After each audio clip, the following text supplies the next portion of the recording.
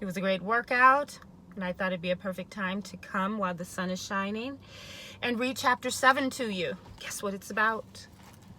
Love. Perfect timing. Let's go. Love. Every man on this planet has taken his initiation in love. A new commandment I give unto you, that ye shall love one another. Ouspensky states in Tertium Organum that love is a cosmic phenomenon and opens to man the fourth dimension world, the world of the wondrous. Real love is selfless and free from fear. It pours itself out upon the object of its affection without demanding any return. Its joy is in the joy of giving. Love is God in manifestation and the strongest magnetic force in the universe. Pure, unselfish love draws to itself its own. It does not need to seek or demand.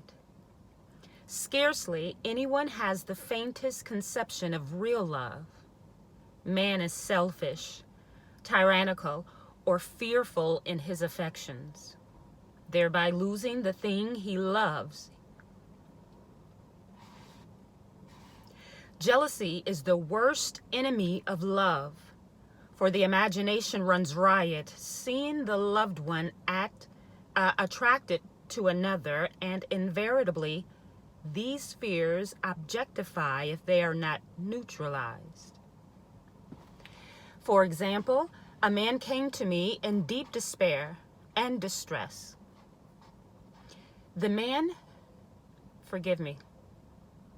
A woman came to me in deep distress. The man she loved had left her for another woman and said he never intended to marry her. She was torn with jealousy and resentment and said she hoped he would suffer as he had made her suffer. And then added, "How could he leave me when I loved him so much?" I replied, "You are not loving that man. You are hating him." And added, "You can never receive what you have never given. Give a perfect love and you will receive a perfect love. Perfect yourself on this man. Give him a perfect, unselfish love, demanding nothing in return. Do not criticize or condemn, and bless him wherever he is." She replied, "No, I won't bless him unless I know where he is." Well, I said, that is not real love. When you send out real love will return to you, either from this man or his equivalent. For this man is not the divine selection. For if this man is not the divine selection, you will not want him. As you are one with God, you are one with the love which belongs to you by divine right. Several months passed and matters remained about the same, but she was working consciously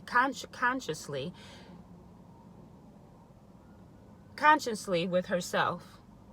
I said, "When you are no longer disturbed by his cruelty, he will cease to be cruel, as you are attracting it through your own emotions." Then I told her of a brotherhood in India who never said good morning to each other. They used these words, "I salute the divinity in you." They saluted the divinity in every man and in the wild animals in the jungle, and they were never harmed, for they saw only God in every living thing. I said, "So salute the divinity in this man and say, I see your divine self only. I see you as God sees you. Perfect, made in his image and likeness." She found she was becoming more poised and gradually losing her resentment. He was a captain and she always called him the Cap. One day she said suddenly, "God bless the cap wherever he is." I replied, "Now that is real love. And when you have become a complete circle and are no longer disturbed by the situation, you will have his love or attract his equivalent." I was moving at the same time and did not have a telephone, so was out of touch with her for a few weeks. When one morning I received a letter saying, "We are married." At the earliest opportunity, I paid her a call. My first words were, "What happened?" "Oh," she exclaimed, "a miracle. One day I woke up and all suffering had ceased. I saw him that evening and he asked me to marry him. We were married in about a week. I have never seen a more devoted man." There is an old saying, "No man is your enemy. No man is your friend. Every man is your teacher." How beautiful, right? So one should become impersonal and learn what each man has to teach him. And soon he would learn his lessons and be free. The woman's lover was teaching her selfless love, which every man sooner or later must learn. Suffering is not necessary for man's development. It is the result of violation of spiritual law. But few people seem able to rouse themselves from their soul sleep. Without it, again I repeat, few people seem unable to rouse themselves from their soul sleep without it. When people are happy, they usually become selfish. And automatically the law of karma, when people are happy, they usually become selfish, and automatically the law of karma is set in. When people are unhappy, they usually become selfish, and automatically the law of karma is set in action. Man often suffers loss through lack of appreciation. I knew a woman who had a very nice husband, but she said often, "I don't care anything about being married. But that is nothing against my husband. I'm simply not interested in married life." She had other interests and scarcely remembered she had a husband. She only thought of him when she saw him. One day her husband told her he was in love with another woman and left. She came to me in distress and resentment. I replied, "It is exactly what you spoke the word for. You said you didn't care anything about being married, so the subconscious worked to get you unmarried." She said, "Oh yes, I see. People get what they want and then feel very much hurt." She soon became in perfect harmony with the situation and knew they were both much happier apart. When a woman becomes indifferent or critical and ceases to be an inspiration to her husband, he misses the stimulus of their early relationship and is restless and unhappy. A man came to me dejected, miserable, and poor. His wife was interested in the science of numbers and had had him read. It seems the report was not very favorable, for he said, "My wife says I'll never amount to anything because I am a 2.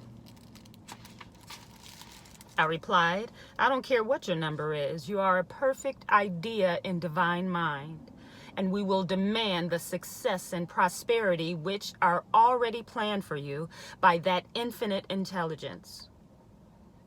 Within a few weeks, he had a very fine position, and a year or two later, he achieved a brilliant success as a writer. No man is a success in business unless he loves his work. The picture the artist paints for love of his art is his greatest work. The pot boiler is always something to live down. No man can attract money if he despises it. Many people are kept in poverty by saying money means nothing to me, and I have a contempt for people who have it. This is the reason so many artists are poor. Their contempt for money separates them from it. I remember hearing one artist say of another, "He's no good as an artist. He has money in the bank." This attitude of mind, of course, separates man from his supply. He must be in harmony with a thing in order to attract it. Money is God in manifestation, as freedom from want and limitation, but it must be always kept in circulation and put to right uses.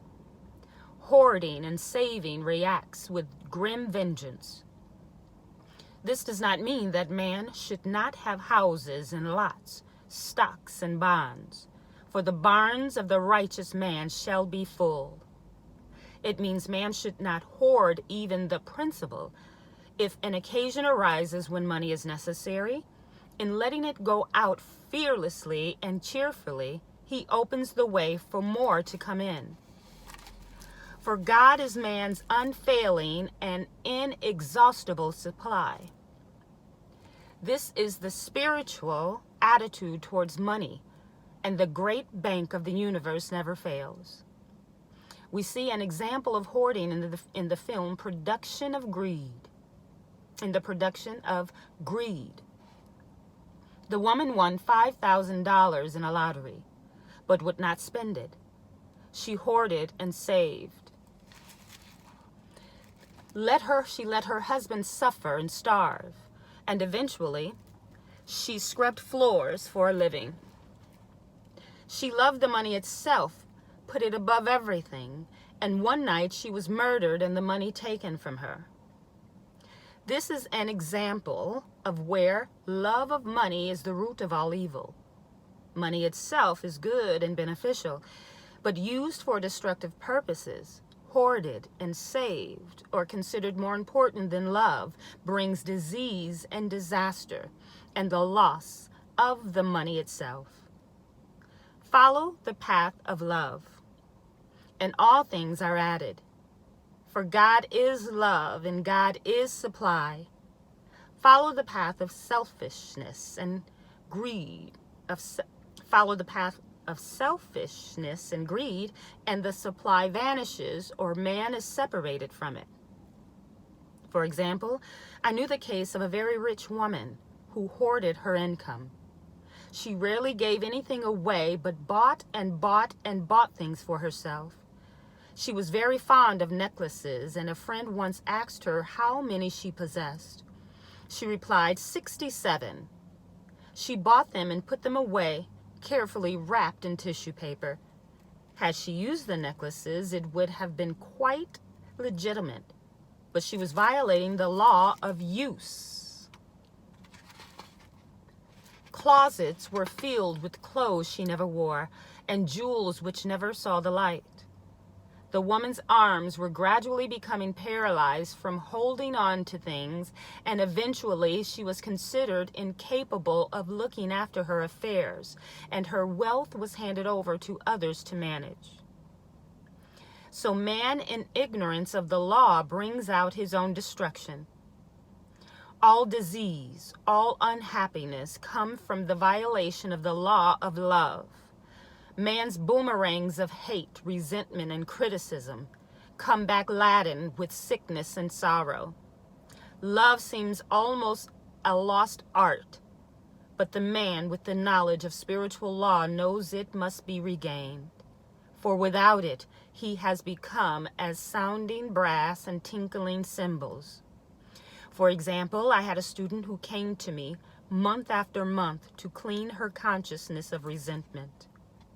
After a while, she arrived at the point where she resented only one woman, but that one woman kept her busy. Little by little, she became poised and harmonious, and one day all resentment was wiped out. She came in radiant and exclaimed, "You can't understand how I feel." The woman said something to me, and instead of being furious, I was loving and kind. and she apologized and was perfectly loving to me.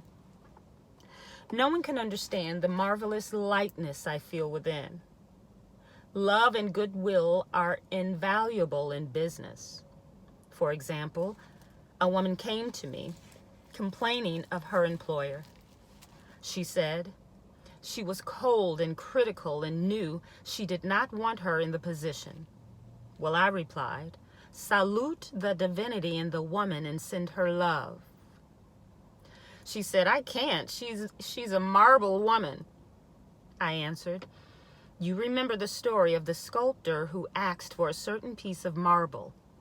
He was asked why he wanted it, and he replied, because there is an angel in the marble, and out of it he produced a wonderful work of art. She said, very well, I'll try it. A week later, she came back and said, I did what you told me to, and now the woman is very kind and took me out in her car. People are sometimes filled with remorse for having done someone an unkindness, perhaps years ago.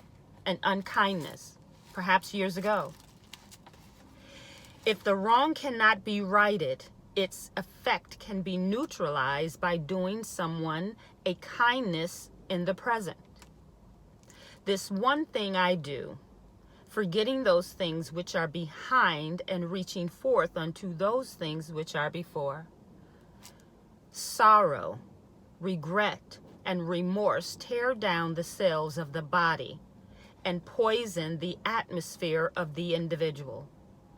A woman said to me in deep sorrow, treat me to be happy and joyous, for my sorrow makes me so irritable with the members of my family that I keep making more karma.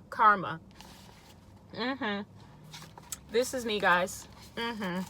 This whole chapter is me. I'm not gonna lie. Thank you, Lord, for bringing me back into remembrance. I was asked to treat a woman who was mourning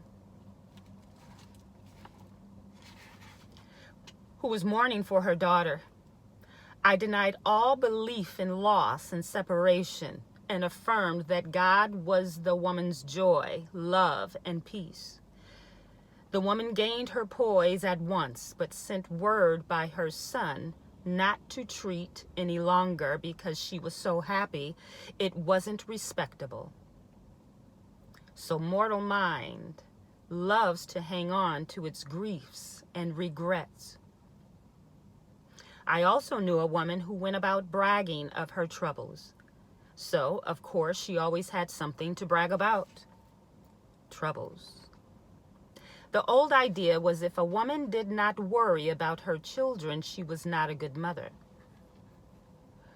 Now we know that mother fear is responsible for many of the diseases and accidents which come into the lives of children.